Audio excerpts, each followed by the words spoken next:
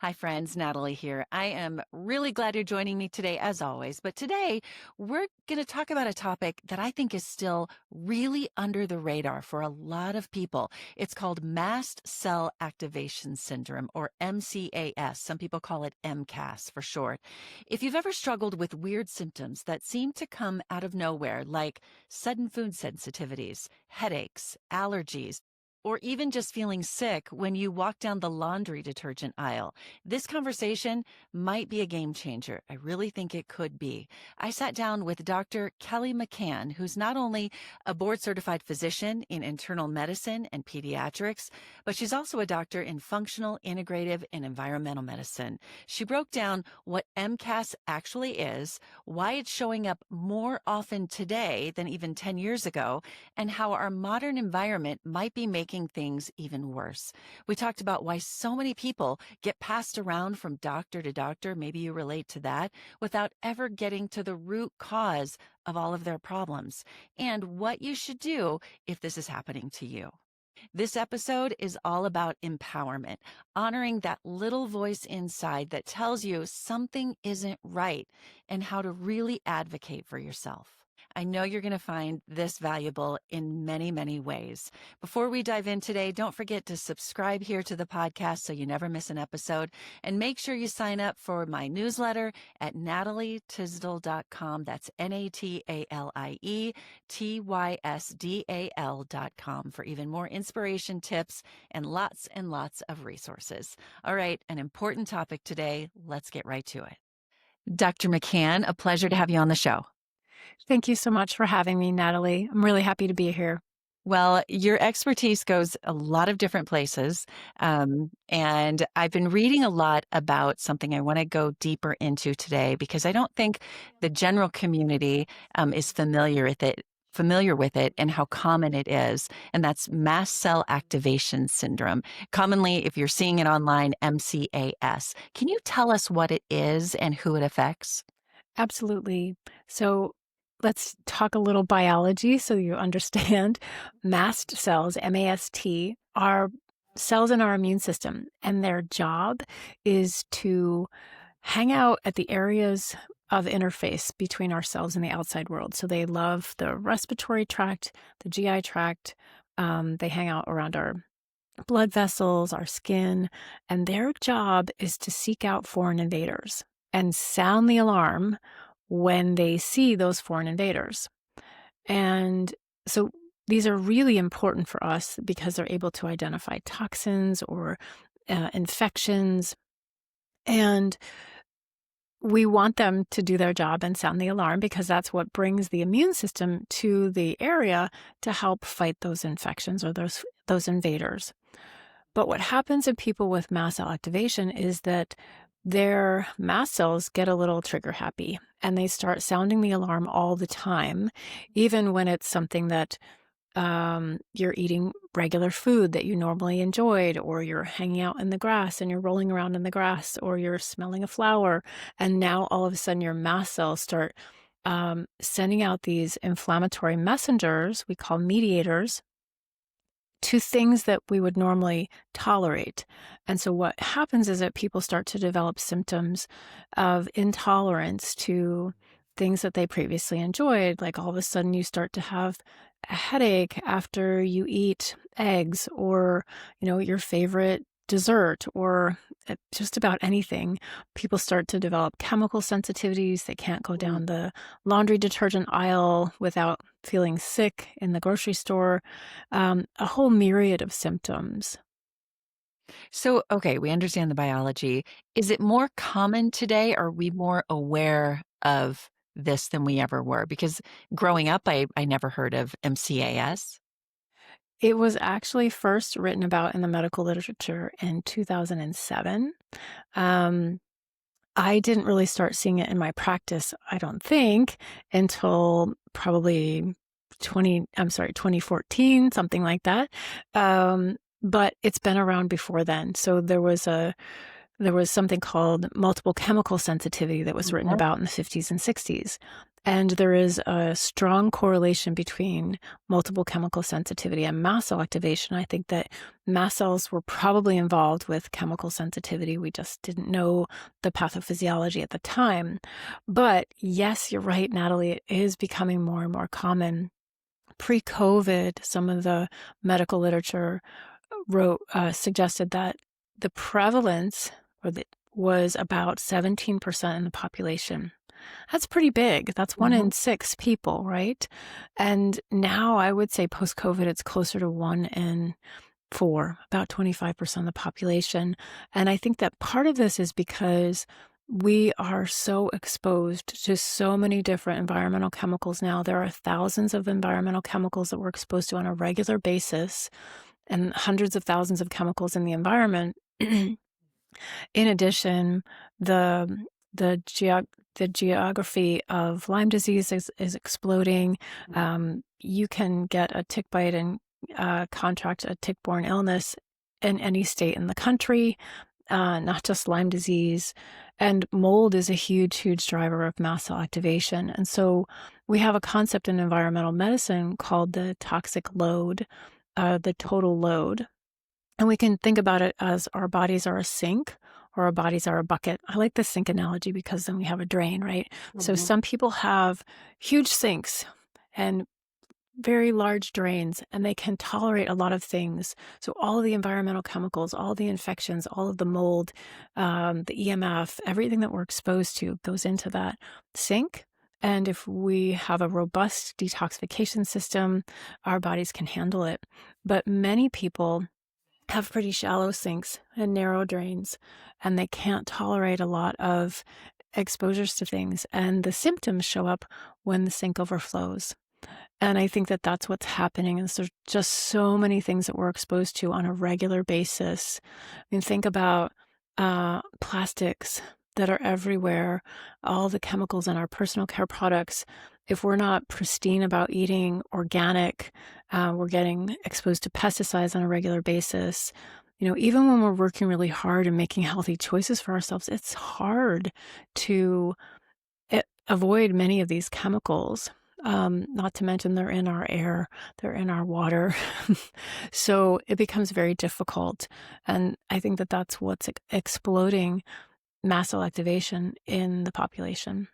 Well, and so many of the things that you talked about in the symptoms are probably treated individually, never Yes. getting to the root of the real problem. And then you're adding on more problems. Am I right?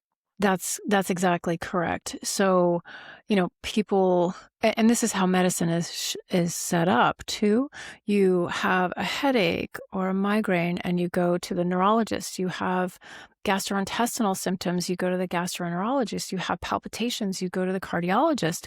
And nobody's looking at the whole picture and saying, well, you have all of these things because you only have 10 minutes to share your story, right? So this is where functional and integrative medicine is so much more capable of identifying that these issues are going on for somebody and putting the pieces together. So then what do you do if someone says, or someone's hearing this and they're thinking, wow, I've got all of those symptoms, but I'm taking medicine for headaches and I'm careful about this, or I take this. How do you get this diagnosis? Are there people who specialize in it? Is a primary care doctor where you would recommend? I see you shaking your head. For anyone listening, they're thinking they're not seeing that. Yes. So many people don't know where to go first. Right. And that is definitely tricky. You would think that if you had a lot of allergic symptoms and a lot of other things, you could go to an allergist or your primary care doctor. But unfortunately, conventional medicine is not really geared towards helping people with these complex issues. And even if you only have symptoms in, 3 or 4 systems of the body, they still might miss it. Whereas if you seek out a functional medicine practitioner, they're going to be much more likely to look at the whole person and be able to see these patterns of multiple systems having an inflammatory response or an allergic response, and be able to clue in to the possibility of that diagnosis. Yeah. Yes. I want to take a second because you're an MD. You also practice a functional medicine. Is that very common? I see that as a health journalist a little bit more now. But why did you decide to go that direction? You know, unlike many of my conventional colleagues, I always wanted to practice holistic medicine. My original goal when decided I wanted to go into healthcare was I wanted to be an acupuncturist. And my parents talked to me about this and they said, well, why don't you think about medical school? And I said, okay, I'll apply to medical school. And if I get in, I'll go. And if I don't get in, then I'll be free and I'll be able to go to acupuncture school. And I got into 4 medical schools and I had to go. In hindsight, I'm very grateful that I did, but I always had this holistic mindset. No, so in medical school, I was in the, Holistic Medical Student Association, and I took public health classes, and I learned about massage and Reiki, and, healing touch. I always wanted to do this more holistic view of things. And so after I graduated, went on to residency, I made sure that I went to a residency that was going to allow me to pursue these things. I had a continuity clinic with a medical physician who did acupuncture. And then soon after that, I did the fellowship with Dr. Andrew Weil at the University of Arizona in Arizona, as in their program of integrative medicine. And so really learned a lot of the foundations of what is Ayurveda, what is the system of acupuncture, what is chiropractic, talk about supplements and diet, and, using all the tools, right? All the different tools. So that's how I got into integrative and functional medicine. And I do think, thankfully now, many, many more people are waking up to the idea that we can't keep giving a pill for every ill. It doesn't work that way. People don't get better. And so I think I'm hoping that more conventional doctors will start to wake up to the fact that functional medicine is the really only way to practice medicine. Well, we are seeing it more and more. I mean, there are many offices that have both, or at least are willing to look into the root causes instead of just giving a pill for the ill, as you mentioned. So let's get back to MCAS. And if someone is hearing these symptoms and thinking that might be me, and they go to their primary care that might not be functional, will the primary care say, yeah, that's not existent, or I'll look into that? Or do you advise they seek out a different type of doctor? Is it becoming more accepted as a diagnosis? It is. It is an ICD-10 code. You can make that diagnosis. There is an issue, though. Just like with the controversy for chronic Lyme disease, is it a real infection, or is it just post-Lyme syndrome, as touted by the CDC and the international? The ISDA, which is the Infectious Disease Society of America. They don't believe in chronic Lyme. And oftentimes there is a divide with MCAS between the allergists, who are very strict in their criteria. So there's a blood marker called tryptase. And according to the allergy, we call them consensus 1 people, the allergists and immunologists, if you don't have an elevated tryptase above a certain amount, there's some math problem. When people are in a flare, that has to be 20 times higher, or 20% higher, blah, blah, blah. That's their definition. If you don't meet that criteria, you don't have MCAS as far as they're concerned. Consensus 2 physicians, which would include people like Dr. Lawrence Afrin, Dr. Theo Theoharides. These are the folks that are writing about and teaching about mast cell activation, really the vanguards of bringing this condition to the forefront. We're in the consensus 2 category, which is a clinical diagnosis. So mast cell activation is considered a multi-system, multi-symptom allergic, inflammatory, and growth condition. So if people have, 4 or 5 systems in the body, their neurological system, psychiatric system, cardiac system, GI system, skin, etc., immune system, that are inflamed or allergic, that meets the criteria. And you don't even have to have any laboratory values to make that clinical diagnosis, although it's always helpful. But the labs look at the mediators, and in commercially available labs, we have about maybe a dozen markers that we can look at, and there are hundreds, if not thousands, of mediators in the body.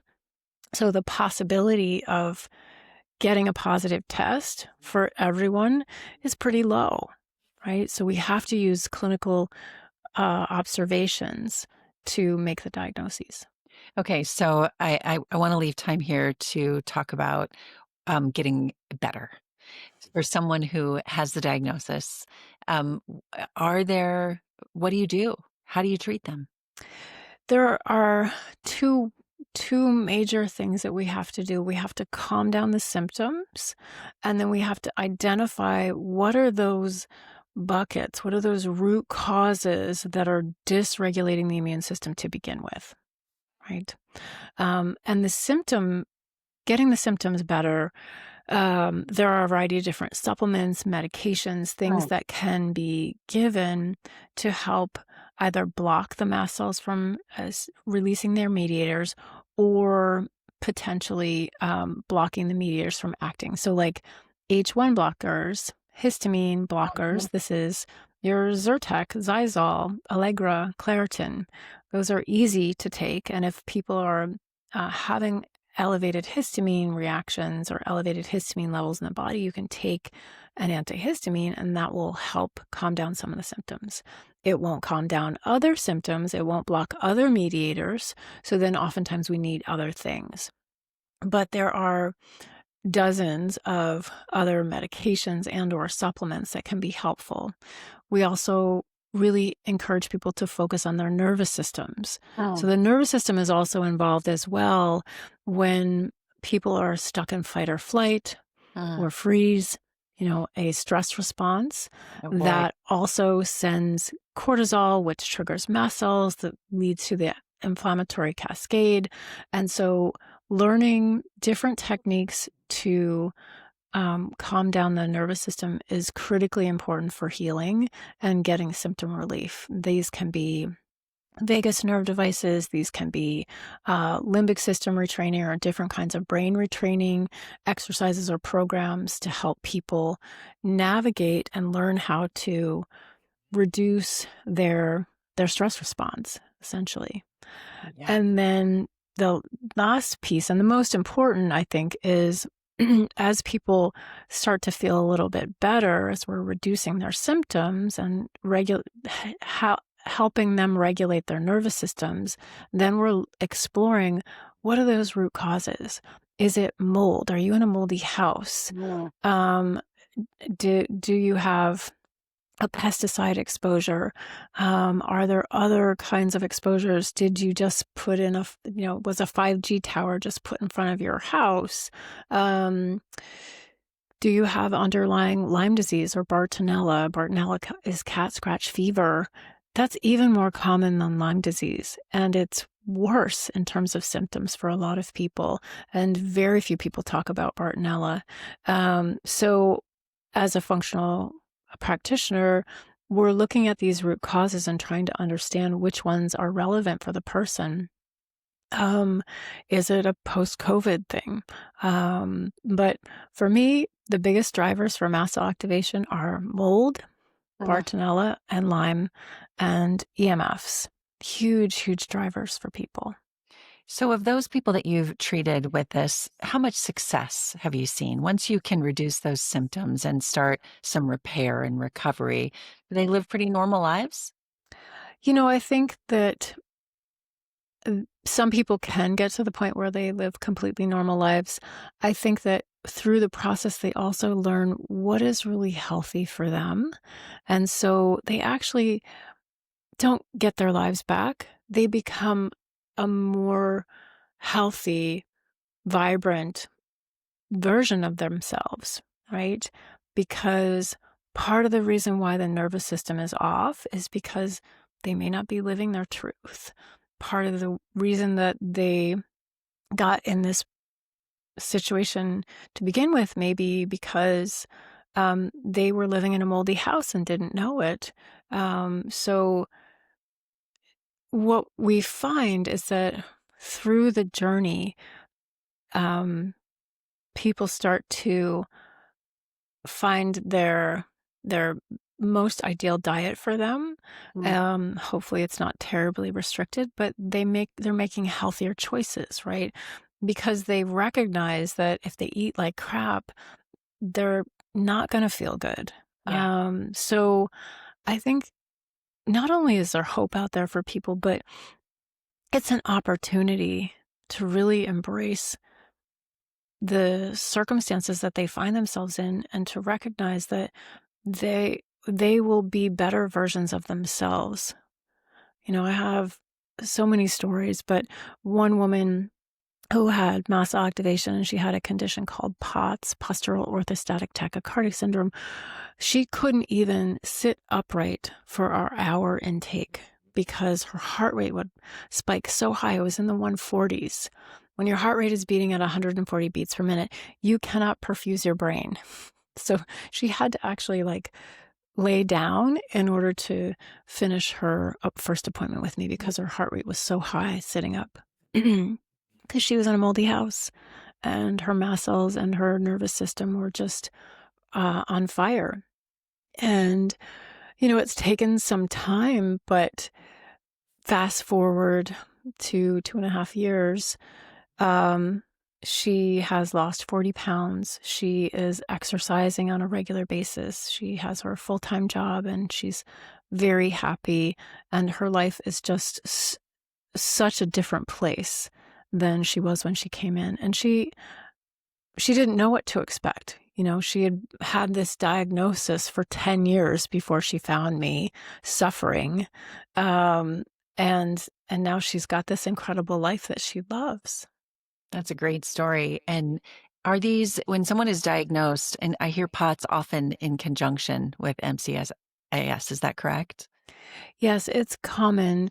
We call it the pentad patient. So they can also often have, so it's the MCAS, the POTS. They can have hypermobility syndrome or Ehlers-Danlos syndrome where their joints and their connective tissue are more lax. They often will have an autoimmune condition and sometimes have gastroparesis or difficulty with their mobility of the digestive tract, which will then manifest in gastrointestinal symptoms, sometimes small intestinal bacterial overgrowth or small intestinal fungal overgrowth, which then causes its own host of symptoms. So yes, they tend to cluster together. Wow. When someone is diagnosed, do they have these conditions for life? Or do you say 10 years later, I still have MCAS, or does it actually go away? Or is it lifelong? You know, I don't know how I would think about that. Like the connective tissue stuff, that is a genetic predisposition. But what happens is in MCAS is that the hypermobility can become exaggerated because the mast cells also produce enzymes, right? Yeah. And so the enzymes degrade the connective tissue. So as people get better, they may still have some sensitivities. Like I've been exposed to mold multiple times. I have been diagnosed with Lyme and Bartonella, and I still have some low-level allergies that I manage. And some food sensitivity. So I don't eat gluten, and I don't eat cow's milk dairy, and I don't eat almonds.